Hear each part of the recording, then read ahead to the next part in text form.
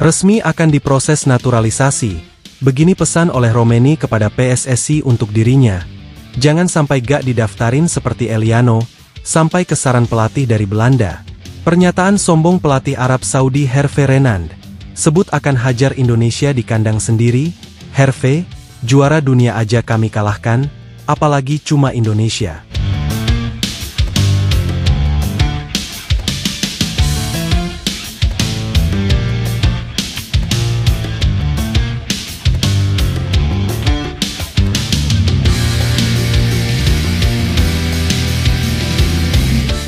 Setelah penantian sekian puluh ribu purnama, akhirnya kejelasan pemain muda potensial oleh Romeni akan resmi diproses naturalisasi oleh Indonesia. Sempat beberapa kali bimbang dan masih butuh waktu untuk memutuskan tawaran dari PSSI, pada Sabtu malam kemarin oleh Romeni akhirnya bertemu dengan Ketua Umum PSSI Erick Thohir. Kalau gaya sebelum-sebelumnya adalah khas salaman di depan kamera, tapi kali ini gaya dengan oleh Romeni usai dinyatakan akan diproses sedikit berbeda. Kali ini adalah gaya menunjuk ke arah depan kamera, seperti emot yang mengatakan, "Itu dia." Hal itu tentu mendapat sebuah analisis dari beberapa netizen tentang gaya yang digunakan oleh Erick Thohir kali ini. Banyak yang berasumsi kalau kejenuhan Erick Thohir kepada STY sudah mulai terasa dengan proses kebut beberapa waktu lalu. Tapi nyatanya pemain itu pun tidak dipakai STY. Nampaknya membuat kekecewaan dan kebingungan luar biasa di pihak PSSI. Oleh karena itu, gaya baru yang cukup nyentrik ini seolah memberikan kode, kalau PSSI akan selalu support 100% kemauan STY, tapi tolong usahanya dihargai sedikit. Selain itu, analisis dari beberapa netizen yang budiman tentang pose baru itu adalah, bahwa oleh Romeni akan memulai debut di Indonesia dengan pelatih baru nanti di bulan Maret 2025. Bukan tanpa alasan, tagar STY out saat ini sudah merebak kemana-mana. Mayoritas mereka adalah supporter yang selama ini memberikan support kepada STY. Namun dengan eksperimen kocak STY melawan Cina kemarin, praktis membuat respek supporter kepada beliau semakin turun. Apalagi dengan egonya yang cukup tinggi mencoret Eliano Reinders. Hal itu membuat akumulasi kemarahan supporter dan netizen semakin memuncak.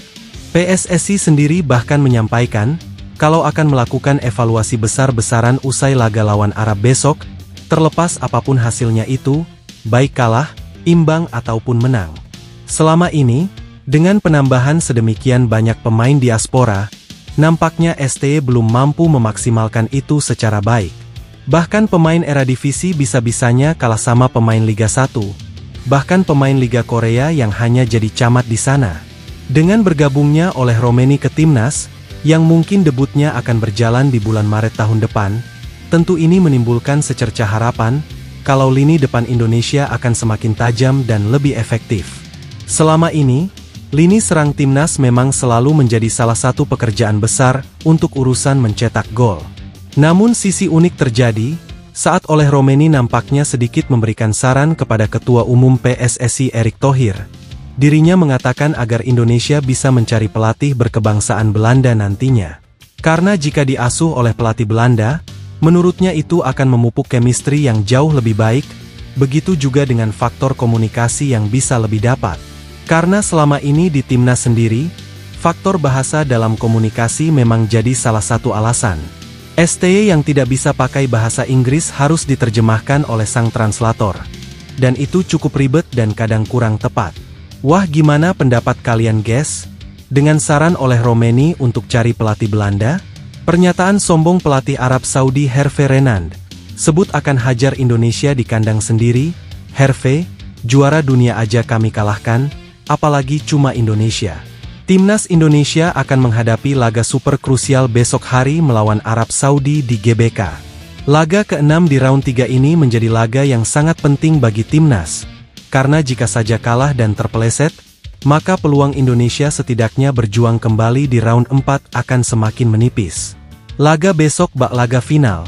Karena jika berhasil menang, maka selisih poin akan terpangkas hingga 3 poin. Namun jika kalah, maka Arab Saudi akan semakin menjauh dari kejaran timnas Indonesia. Saat ini, timnas Indonesia sendiri berada di posisi dasar klasmen grup C babak kualifikasi.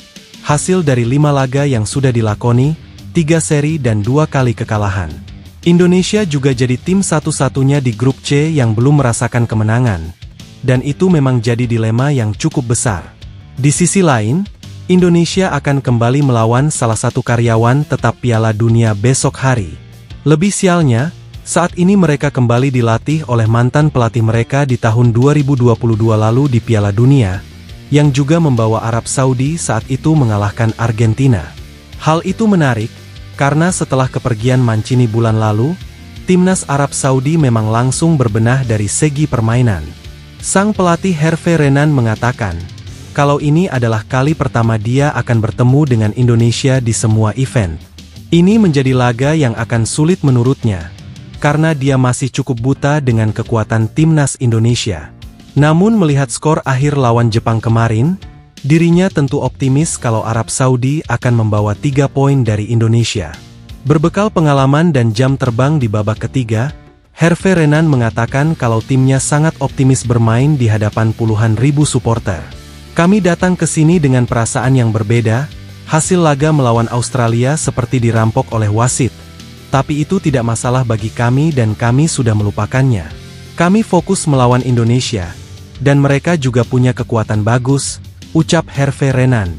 Ia melihat skor mereka lawan Jepang, tentu saya optimis bisa mendapatkan poin di sini. Tapi saya tidak menganggap mereka sebagai lawan yang mudah. Tapi berkaca dari pengalaman tentu para pemain saya lebih banyak pengalaman di situasi ini. Kami pernah menang lawan Argentina di Piala Dunia. Memori itu masih membekas dan jadi kebanggaan. Tentu melawan Indonesia kami harus pede bisa menang, tutupnya.